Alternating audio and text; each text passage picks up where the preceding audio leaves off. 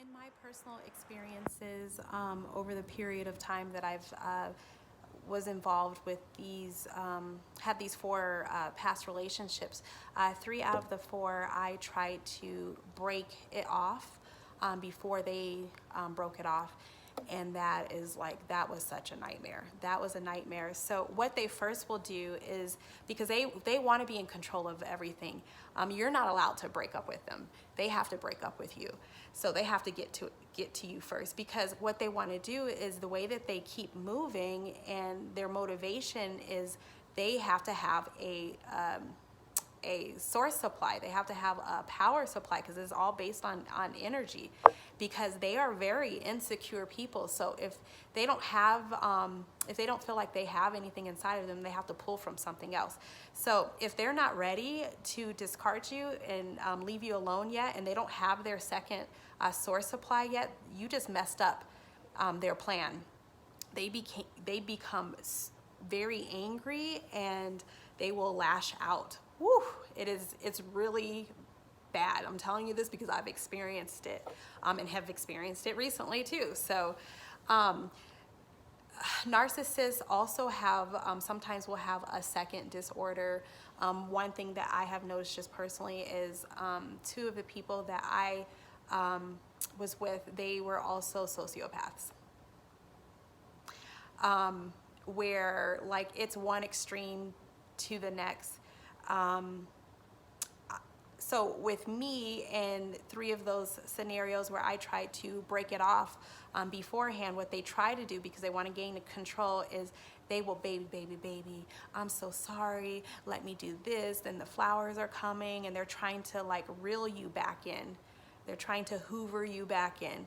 And they're very successful in this, because they are master manipulators. They know what to say, they know what to do, they know, they've studied you, so they know. And then you're at this point, you're already in love with them, so you will try and stay in it.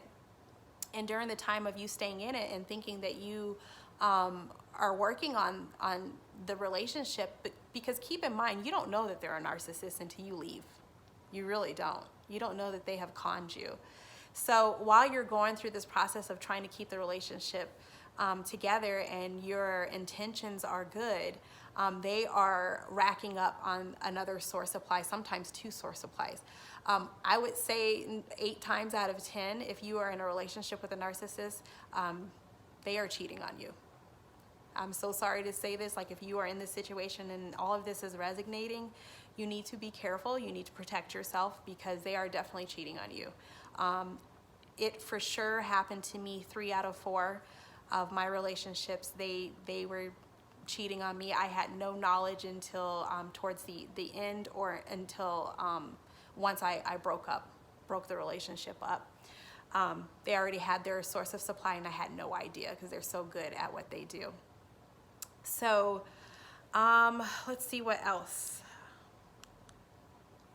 So let's talk about the abuse. So once they have you where they want you, and you are up here, that's when they have the control over you, and they begin to devalue you.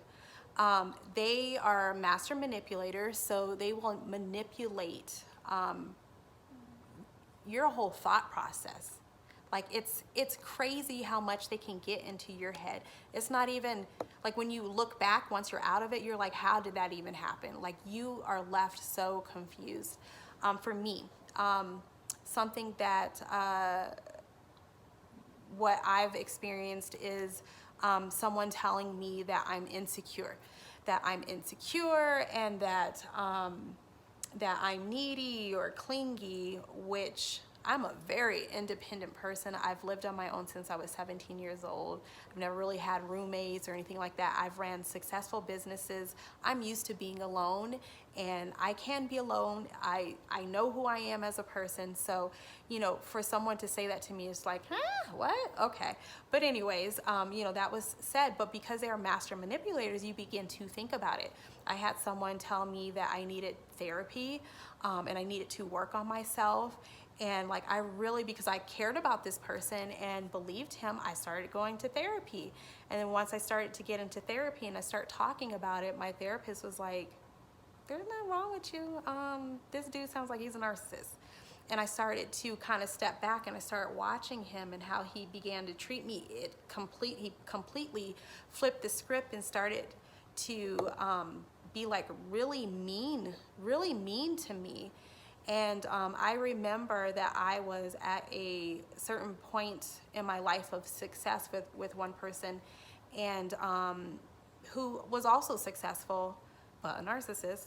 And he didn't like that I was getting all of the attention. He didn't like that I was in the spotlight. And wow, from that point on, when I started to recognize what was going on and I started to challenge him, that's when, and I tried to expose him, that's when things just went crazy.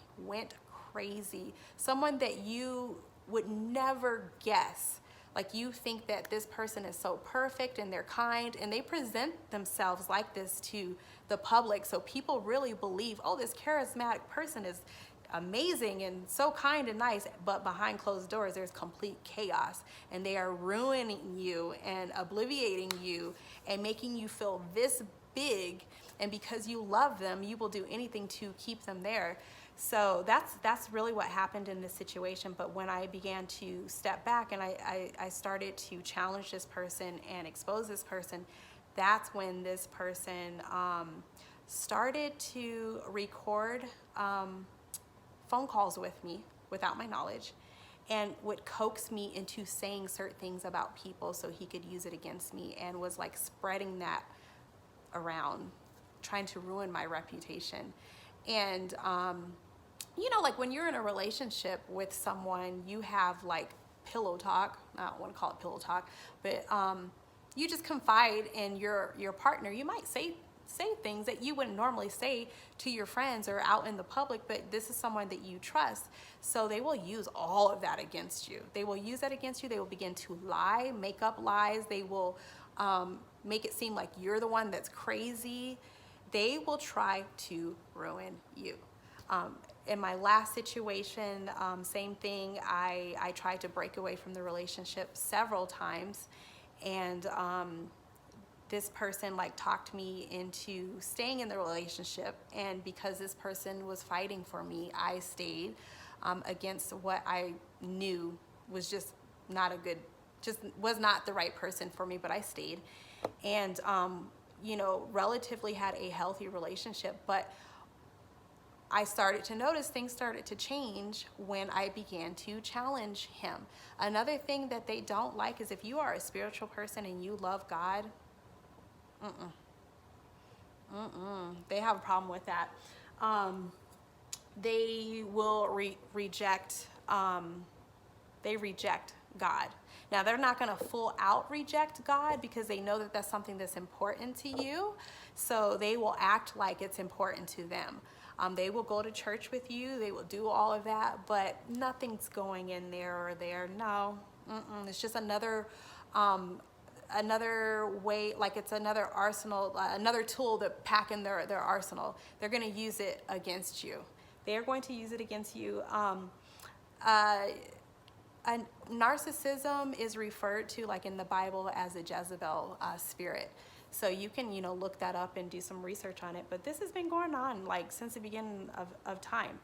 Let me see what else yeah, they have no sense of self-reflection. They don't feel, they don't apologize. Now they will apologize if it's, you know, for their good. It's very difficult for them to change because they really can't even admit that there's anything wrong with them. But what they'll do is, I wrote down a point that was like really good. Let me try to remember. So what they do is,